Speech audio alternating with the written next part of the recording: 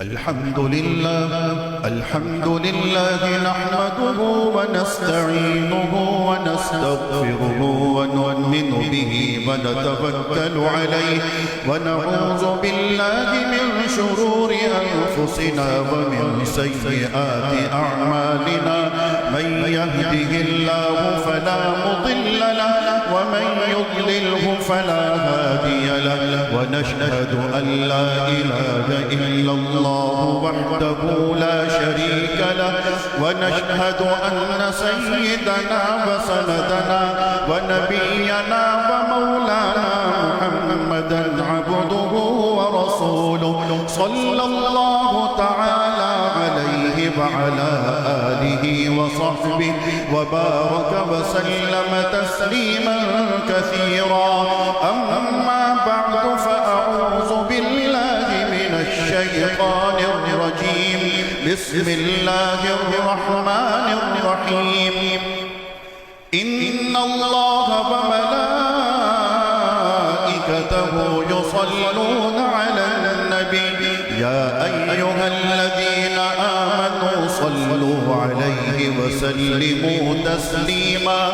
اللهم صل على سيدنا محمد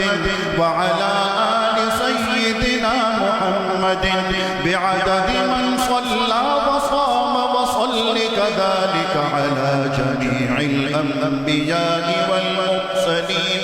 وعلى الملائكة المقربين وعلى عباد الله الصالحين خصوصا على سيد المتقين والأبرار صاحب النبي في الغار والمزار أفضل الصحابة بالتحقيق خليفة النبي بلا فصل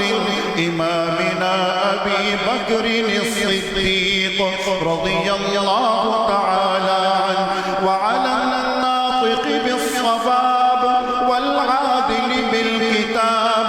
إمامنا بالحق عمر بن الخطاب رضي الله تعالى عنه وعلى صاحب الحياء وناشر القرآن الشهيد المظلوم حين تلاوة الفرقان عثمان بن عفان رضي الله تعالى عنه وعلى صاحب السيف والقضاء وناشر العلم والهدى أسد الله الغالب إمامنا علي بن أبي طالب رضي الله تعالى عنه وعلى السيدين السندين السعيدين الشهيدين أبي محمد الحسن وأبي عبد الله الحسين رضي الله تعالى عنهما وعلى سيدات الطاهرات بنات النبي المجتبى وأهل بيته المطهرة رضي الله تعالى عنهم وعلى عميه النبي المصطفى سيدنا العباس وسيدنا حمزة رضي الله تعالى عنهما وعلى كل الصحابة رضوان الله تعالى عليهم أجمعين. الله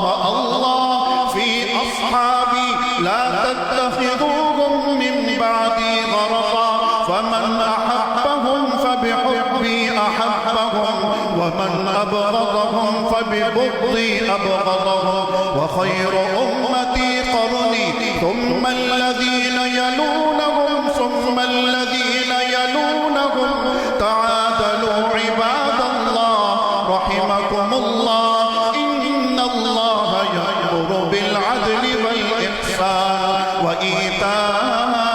ذي القربى وينهى عن الفحشاء والمنكر والبغي يعظكم لعلكم تذكرون. اذكروا الله العلي العظيم الكريم يذكركم وادعوه يستجب لكم ولذكر الله